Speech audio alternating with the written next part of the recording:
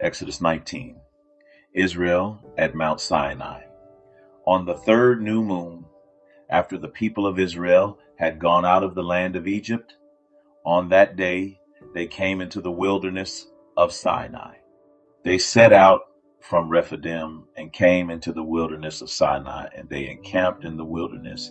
There Israel encamped before the mountain, while Moses went up to God. The Lord called to him out of the mountain, saying, Thus you shall say to the house of Jacob, and tell the people of Israel, You yourselves have seen what I did to the Egyptians, and how I bore you on eagle's wings, and brought you to myself. Now therefore, if you will indeed obey my voice, and keep my covenant, you shall be my treasured possession among all peoples, for all the earth is mine, and you shall be to me a kingdom of priests and a holy nation. These are the words that you shall speak to the people of Israel. So Moses came and called the elders of the people and set before them all these words that the Lord had commanded him. All the people answered together and said, All that the Lord has spoken, we will do. And Moses reported the words of the people to the Lord. And the Lord said to Moses, Behold, I am coming to you in a thick cloud, that the people may hear when I speak with you, and may also believe you forever. When Moses told the words of the people to the Lord said to Moses, Go to the people and consecrate them today and tomorrow, and let them wash their garments and be ready for the third day. For on the third day the Lord will come down on Mount Sinai in the sight of all the people, and you shall set limits for the people all around, saying, Take care not to go up into the mountain or touch the edge of it. Whoever touches the mountain shall be put to death. No hand shall touch him, but he shall be stoned or shot. Whether beast or man, he shall not live. When the trumpet sounds a long blast, they shall come up to the mountain. So Moses went down from the mountain to the people and consecrated the people, and they washed their garments. And he said to the people, Be ready for the third day. Do not go near a woman.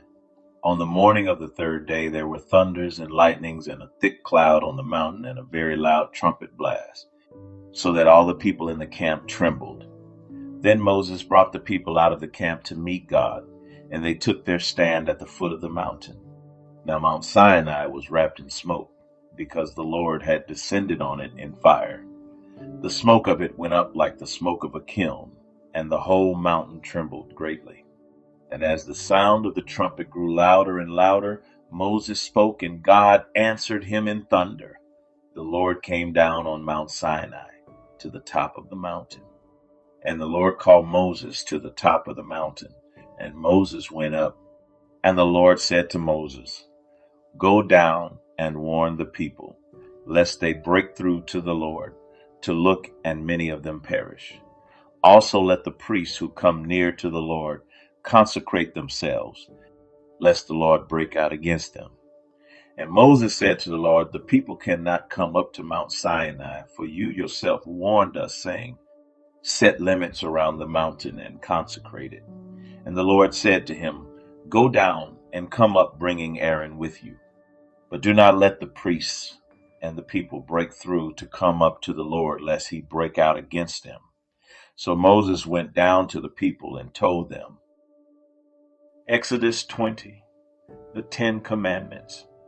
And God spoke all these words, saying, I am the Lord your God, who brought you out of the land of Egypt, out of the house of slavery. You shall have no other gods before me. You shall not make for yourself a carved image, or any likeness of anything that is in heaven above, or that is in the earth beneath, or that is in the water under the earth. You shall not bow down to them or serve them. For I, the Lord your God, am a jealous God, visiting the iniquity of the fathers on the children to the third and fourth generation of those who hate me, but showing steadfast love to thousands of those who love me and keep my commandments. You shall not take the name of the Lord your God in vain, for the Lord will not hold him guiltless who takes his name in vain. Remember the Sabbath day to keep it holy. 6 days you shall labor and do all your work. But the seventh day is a Sabbath to the Lord your God. On it you shall not do any work, you or your son or your daughter, your male servant or your female servant, or your livestock, or the sojourner who is within your gates. For in 6 days the Lord made the heavens and the earth, the sea, and all that is in them, and rested on the seventh day. Therefore the Lord blessed the Sabbath day and made it holy.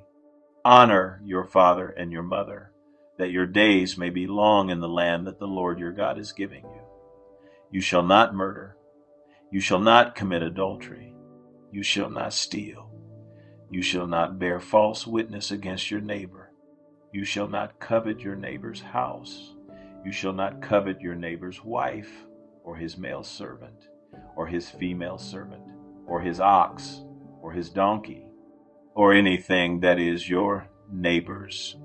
Now when all the people saw the thunder and the flashes of lightning and the sound of the trumpet and the mountain smoking, the people were afraid and trembled, and they stood far off and said to Moses, You speak to us, and we will listen, but do not let God speak to us, lest we die. Moses said to the people, Do not fear, for God has come to test you, that the fear of him may be before you, that you may not sin. The people stood far off, while Moses drew near to the thick darkness where God was.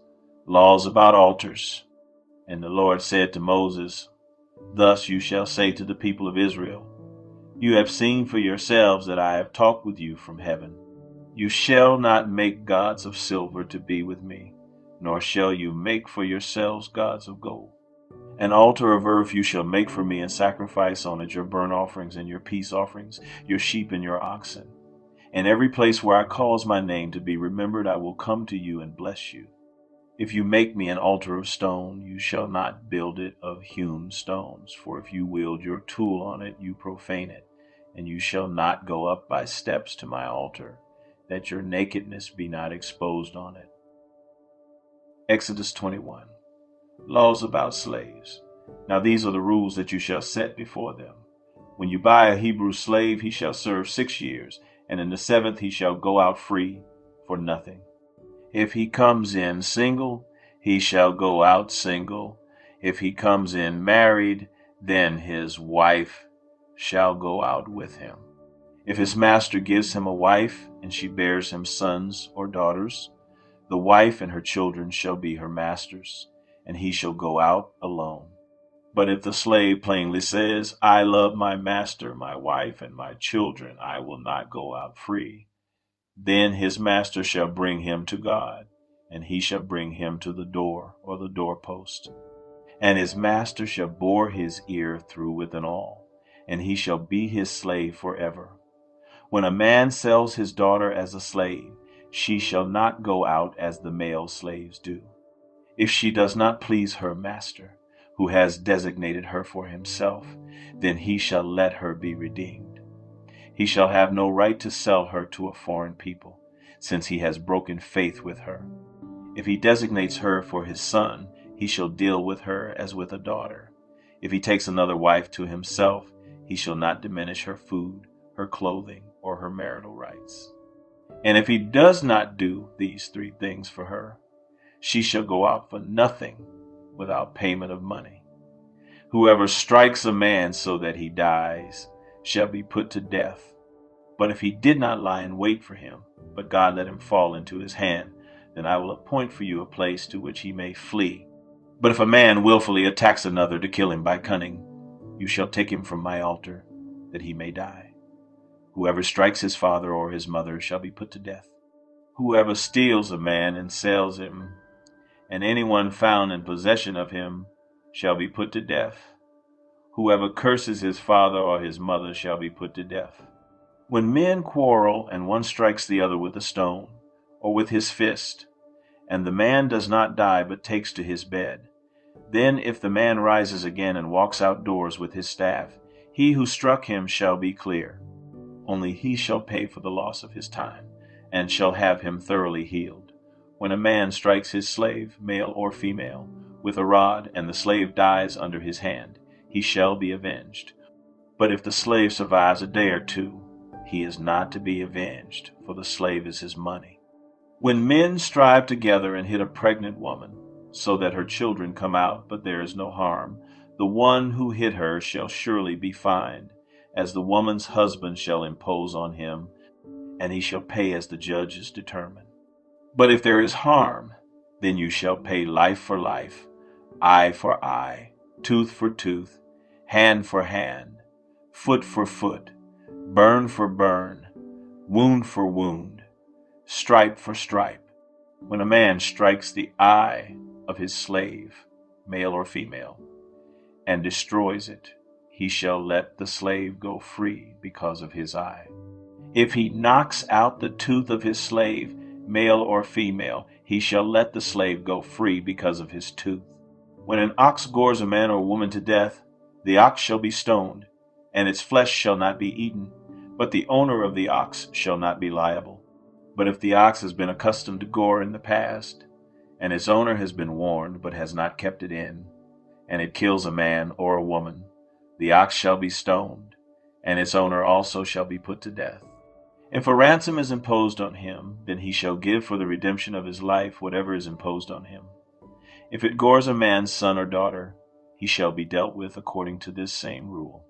If the ox gores a slave, male or female, the owner shall give to their master 30 shekels of silver, and the ox shall be stoned. Laws about restitution. When a man opens a pit, or when a man digs a pit and does not cover it, and an ox or a donkey falls into it, the owner of the pit shall make restoration. He shall give money to its owner, and the dead beast shall be his. When one man's ox butts another's, so that it dies, then they shall sell the live ox and share its price, and the dead beast also they shall share. Or if it is known that the ox has been accustomed to gore in the past, and its owner has not kept it in, he shall repay ox for ox, and the dead beast shall be his.